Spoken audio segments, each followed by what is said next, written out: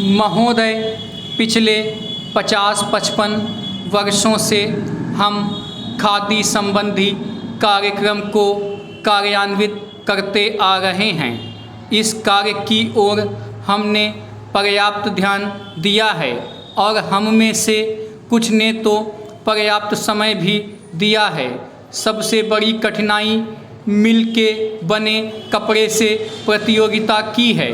एक और कठिनाई यह भी है कि सदा इतनी खादी उपलब्ध नहीं होती जितनी कि उसकी मांग रहती है।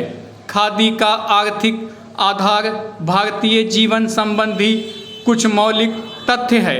हमारा देश कृषि प्रधान देश है, जहां अधिकांश लोग किसी न किसी रूप में खेती बाड़ी से अपना निर्वाह करते हैं। यदि आप एक किसान के जीवन पर दृष्टि डालें तो आप यह देखिएगा कि उसका खेत बड़ा हो या छोटा, वह और उसका परिवार वर्ष भर बराबर खेती के काम में ही व्यस्त नहीं रह सकता। उसे काफ़ी समय बेकार रहना होता है। दूसरे रोजगार की खोज में वह अपना घर छोड़कर नहीं जा सकता, क्योंकि खेती के काम में कभी कभी निरीक्षण की आवश्यकता होती है। यदि बेकारी का वह सब समय जब किसान व्यस्त नहीं होता खादी तैयार करने के काम में लगाया जाए तो देश भर की आवश्यकता के अनुसार खादी मिल सकती है। पर ऐसी अवस्था में कोई भी कम मजदूरी का प्रश्न नहीं उठाएगा, क्योंकि यह काम तो ऐसे समय में किया जाएगा जो बिल्कुल खाली होगा। उस खाली समय में किसान कुछ ना कुछ कमाएगा ही, और वह कमाई ऐसी भी नहीं कि उसका कुछ भी मूल्य ना हो। कम से कम वह अपने लिए तो इतना कपड़ा तैयार कर ही सकेगा जिससे उसको बाजार से ना खरीदना पड़े।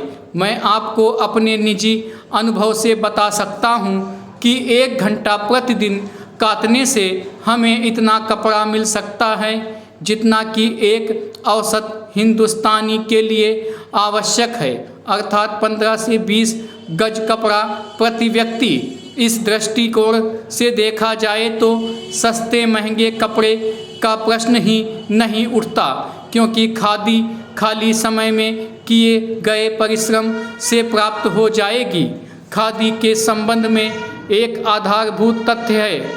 हम जानते हैं कि आदमी सदा काम नहीं करना चाहता।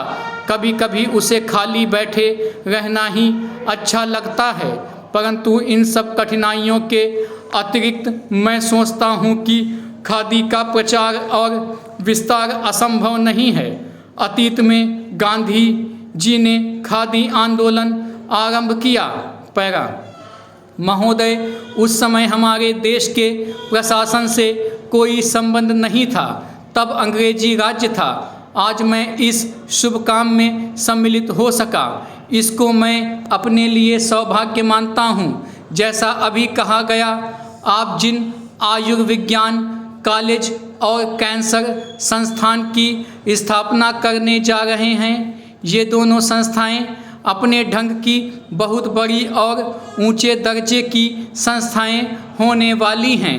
मैंने सुना है कि उनमें विभिन्न विभाग होंगे जिनमें विद्यार्थियों को ऊंचे प्रकार की शिक्षा मिलेगी और जहां अच्छे से अच्छे चिकित्सक रखे जाएंगे जो शिक्षा देने के साथ साथ गरीब से गरीब का और बुरे से बुरे रोग की चिकित्सा भी किया करेंगे।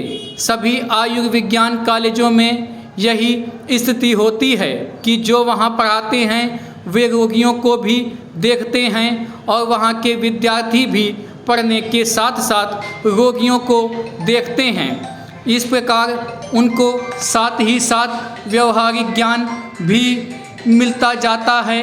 जिस संस्था में जितने अच्छे शिक्षक होंगे उस संस्था से विद्यार्थी भी उतने ही अच्छे निकल सकते हैं। जहाँ जितनी अधिक सुविधा होगी उन संस्थाओं से लोग अधिक से अधिक लाभ भी उठा सकते हैं। आजकल यह एक आश्चर्य की बात है, पर बात सही है कि संसार विज्ञान में बहुत प्रगति कर रहा है, विशेषकर औषध तथा चिकित्सा के संबंध में। पिछले जो 2 युद्ध हुए उनमें जहां एक ओर अधिक से अधिक घातक यंत्र तैयार हुए, वहां दूसरी ओर औषधियों के निर्माण में इतनी उन्नति नहीं हुई कि जो बहुत से रोग पहले असाध्य समझे जाते थे वे अब नियंत्रण में आ गए। इससे फल यह निकलता है कि विज्ञान की प्रगति में कोई दोष नहीं। इस प्रगति से जो जैसा लाभ उठाना चाहते हैं उठा सकते हैं। यह मनुष्य पर निर्भर है कि वह उस विद्या से लाभ उठाएं या उसे हानिकर बनाएं। यह आश्चर्य और दुख की बात है कि जहां एक ओर इस विज्ञान द्वारा आज इतने लोगों को भयंकर से भयंकर रोगों से मुक्ति मिल सकती है, वहीं उस विज्ञान द्वारा लोगों का जीवन संकटमय हो गया है। हम चाहते हैं कि हमारे देश के वैज्ञानिक, चाहे वे विज्ञान के किसी भी क्षेत्र में काम करते हों, इस बात को सदा अपने ध्यान में रखें कि यदि विज्ञान का कुछ अर्थ हो सकता है तो वह सेवा होना चाहिए, ना कि विनाश।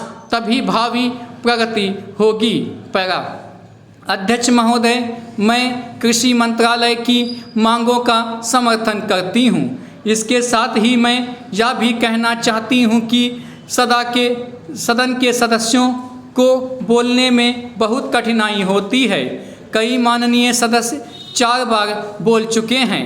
अब अगर किसी महिला को मौका मिला है तो उनको सहानुभूति होनी चाहिए। मैं कहना चाहती हूँ कि मैं किसान की लड़की हूँ और खेती करने वाले घर में महिलाएं बहुत काम करती हैं, इसलिए उनको खेती का अच्छा अनुभव होता है।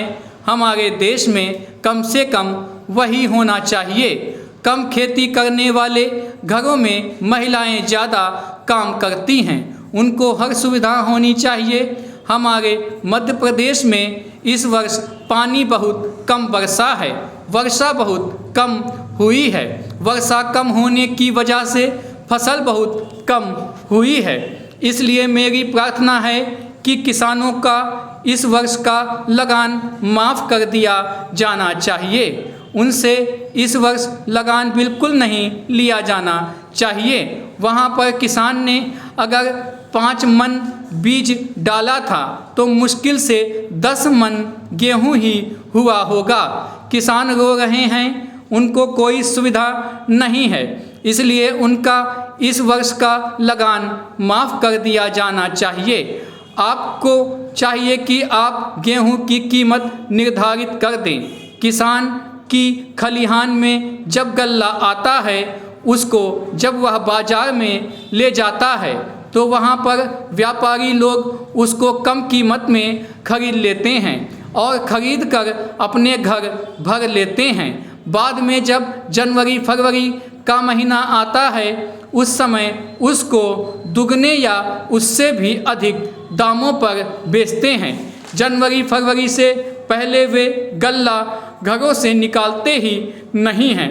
किसानों को व्यापारी लोग कम दाम देकर चूसते हैं। किसानों के घर में कुछ नहीं बचता है। इसलिए हमारे कृषि मंत्री जी को सोचना चाहिए कि फसल आने के पहले वह दाम निर्धारित कर दें। फरवरी मार्च में दाम निर्धारित कर दें ताकि किसान का गल्ला कम दामों में ना बिकने पाए। अन्न की समस्या आज बहुत नहीं है।